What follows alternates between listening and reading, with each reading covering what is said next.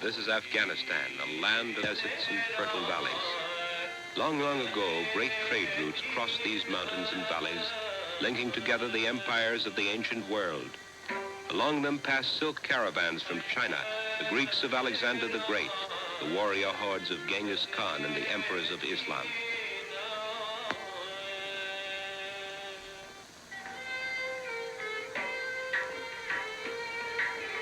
Afghanistan is a country long isolated by geography and history from what is known as modern science.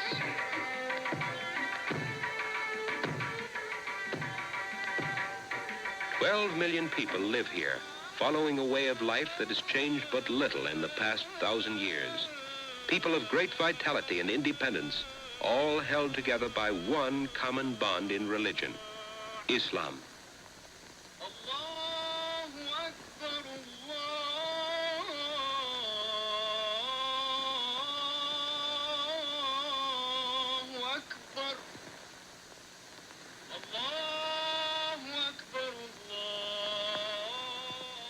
The Afghan government has been making strenuous efforts to develop their country, and in 1950 called upon the United Nations to help by providing technical assistance experts. Working together, Afghan and UN experts have had to face the destruction and inertia of past centuries.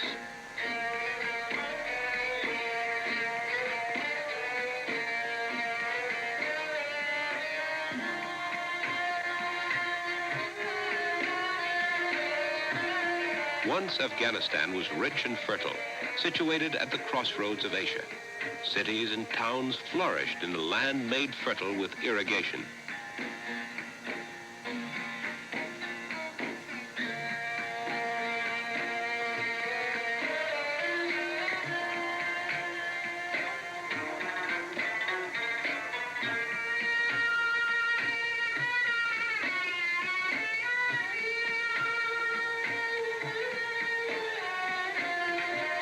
Today, the prosperity of ancient times has vanished.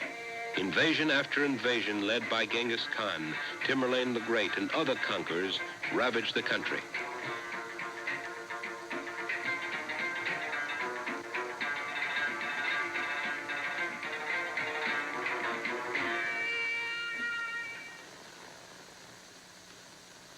The need for improvement is immense. But the government knows that old customs cannot be changed quickly. By necessity, progress is slow. New ideas have to be introduced gradually. But with United Nations technical assistance, the government achieves startling results, often in the simplest way. Wheat has always been harvested with a small hand sickle. The scythe was unknown.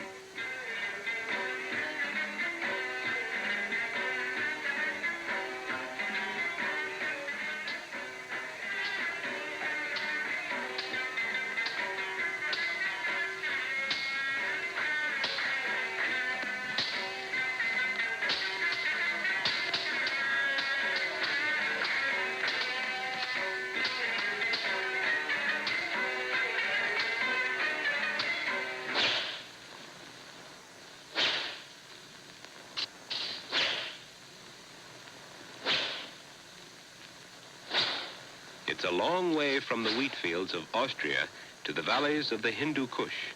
But two Austrian technicians were brought here to work with the Afghan farmer. Meeting the farmer on his own ground, they introduced him to the scythe. Inexpensive to make and easy to use, the scythe will save labor and time for more production from the land.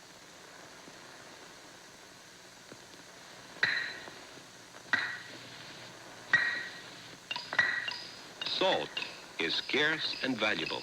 For centuries, it has been laboriously chipped out of these salt mines with a broad pickaxe.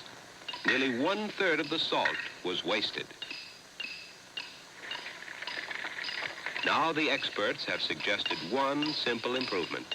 Use a saw in place of the axe, and the waste will be less, work made easier, and more salt produced. Soon there will be more salt for the people and for their animals.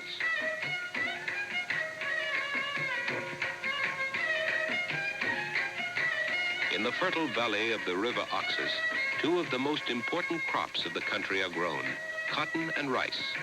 But the abundance of water that make the valley so fertile also provides a breeding place for the Anopheles mosquito, carrier of malaria.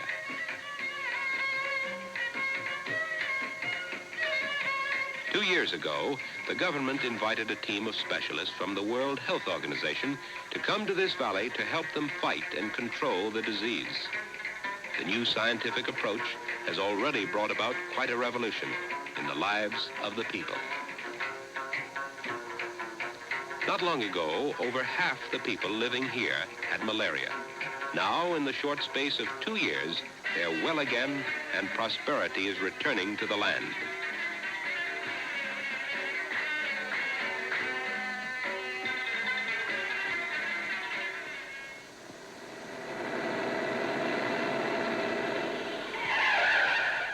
Hundreds of villages have been visited by the team. The walls and ceilings of every house sprayed with DDT.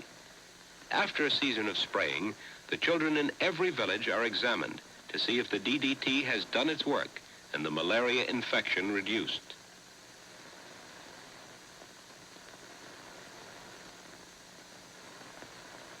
The government is making good use of the doctors of the World Health Team. Young Afghans are constantly working with them, sharing in their knowledge and learning the new techniques of malaria control. Soon the team of specialists will leave, their task of instruction done, and the fight against malaria will continue in well-trained hands. With the return of good health to the people come demands for other improvements. The government asked for a cotton expert to show the farmers what can be done with new ways of cultivation.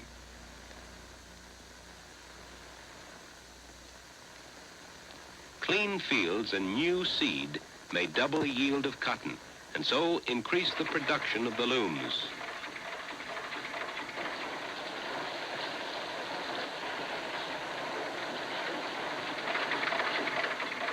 To increase production, to make the fullest possible use of resources, and so to raise the standard of living, that is the purpose of the government in requesting technical assistance from the United Nations. For many years, Afghanistan has provided the luxury markets of the world with the finest skins of caracal, or Persian lamb. Much of her foreign revenue came from these sheep, but from time to time, the great flocks are decimated by disease, drought, and lack of modern methods. On the ranges of Central Asia, the problems of the shepherd are the same: breeding, food, and combating disease. The caracal shepherds soon added to their own knowledge the advice of the United Nations expert who came to work amongst them. Their animals were sick, and he showed them the cure. In winter, the feed is scarce. Many thousands of sheep die from starvation. Now they can be fed with cottonseed and oil cake from the expanding cotton industry. Careful breeding experiments will improve the quality of the skins. Exports will increase, and more foreign exchange will be available for further development. Coal mining, for example.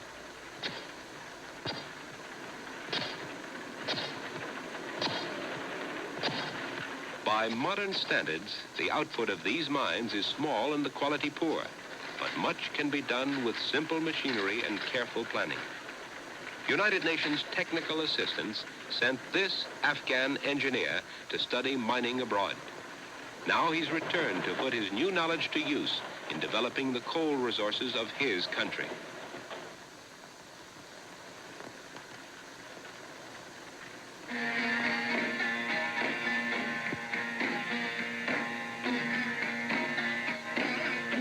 Today, encouraged by the success of her own initiative, Afghanistan looks forward with hope and confidence. Adding the knowledge and skills of United Nations technical assistance experts to its own efforts, the government of Afghanistan has started to lay a secure and prosperous foundation for the future, to provide good health and a higher standard of living for all her people.